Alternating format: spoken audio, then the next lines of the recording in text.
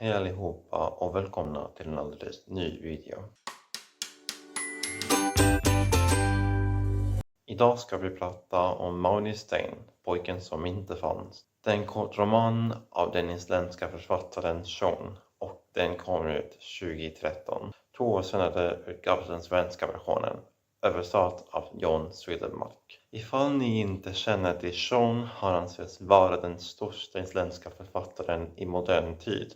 Och han fick Nordiska rådets litteraturpris. Hans böcker brukar vara korta och har en ganska poetisk stil. I dem är den isländska kulturen och identiteten viktiga ämnen. Han inspireras också av surrealism och lägger till symboliska och mystiska element i sina böcker. Innan jag fortsätter så vill jag bara säga att jag inte alls gillar det svenska omslaget. Designen är ju hemskt. Den isländska eller den engelska versionen är ju mycket vackrare.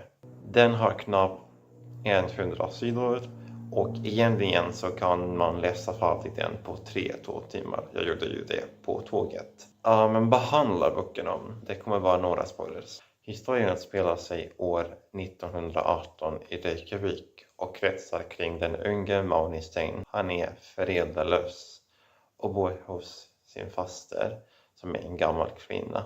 Han är 16, han är tystlåten och reserverad och han har en stark föreställningsförmåga. Han passar inte in bland pojkarna i hans ålder och han är något av en ensam berg. Han föredrar att titta på film, vilket är hans största passion. På bio går han varenda dag i princip och ser alla filmer som visas. Och sen kan han inte låta bli att tänka på intrigen och komma på de vildaste fantasierna. Han lever i sin egen inre värld och han är överråd av allt som sker runt omkring honom.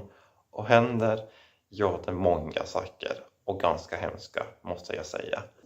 År 1918 var ett händelserikt år. Det stora kriget tog slut och Island fick självständighet från Danmark. I själva verket hade Island inte deltagit i kriget eftersom den var en del av Danmark och landet förhöll sig neutralt. Men konflikten påverkade i alla fall ekonomin och handeln i stort sett. Då kom spanska sjukan över till lilla Island och slog hårt. Många insjuknade och gick bort inom några dagar. I de mest allvarliga fallen blev mans hud blåaktig, man blödde och dog av lunginflammation. Det saknades medicinsk personal och det rådde brist på sjukhus.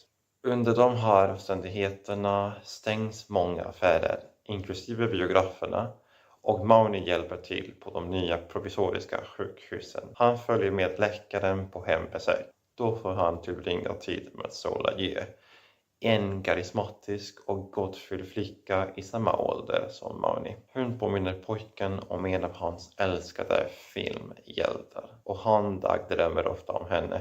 Sola är också den enda som verkar känna till Maunis hemlighet, nämligen att han är gay. Och det är faktiskt mer än så. Han erbjuder sexuella tjänster till män och får pengar i gengäld. Jag var lite chockad när jag läste första kapiteln och insåg det. Han är ju bara 16. Han är inte ens myndig. Så ja, det är fruktansvärt att han sysslar med sådana saker och ligger med män som är mycket äldre än honom. Det är han kanske tvungen att göra under omständigheterna i dessa hårda tider. Men ändå. Han håller den här delen av sitt liv hemlig men blir avslöjad till slut. Han lockas av en ung och snygg dansk matros under en parad och det slutar med att de har sex. Men de blir tagna på bar gärning. Då blir saker svåra för Mauni. Homosexualitet är fortfarande olagligt.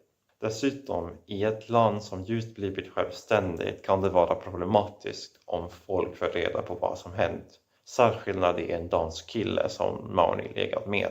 Island skulle kunna göra sig till åtlöje för Danmark och landets reputation skulle kunna skadas. Därför blir det bestämt i hemlighet att pojken ska skickas till England och börja ett nytt liv. Han ändrar namn i England där han lever ett helt annat liv och hittar sig själv. Nästan 10 år senare åker han tillbaka till Island. Eller så tolkade jag det när jag läste boken. Slutet är lite oklart och symboliskt.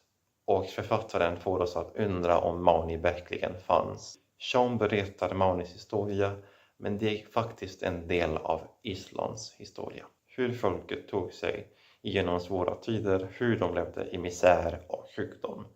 Samtidigt borde de varit fyllda av glädje och hopp om framtiden när landet blev självständigt. Men det var ju mycket komplicerat. Jag tyckte verkligen om boken, fastän den inte var som jag hade förväntat mig att det skulle vara. Jag hade svårt att förstå några ålderdomliga ord, men det var bra annars. Jag rekommenderar att ni läser den om ni inte gjort det. Har ni läst en annan bok av författaren?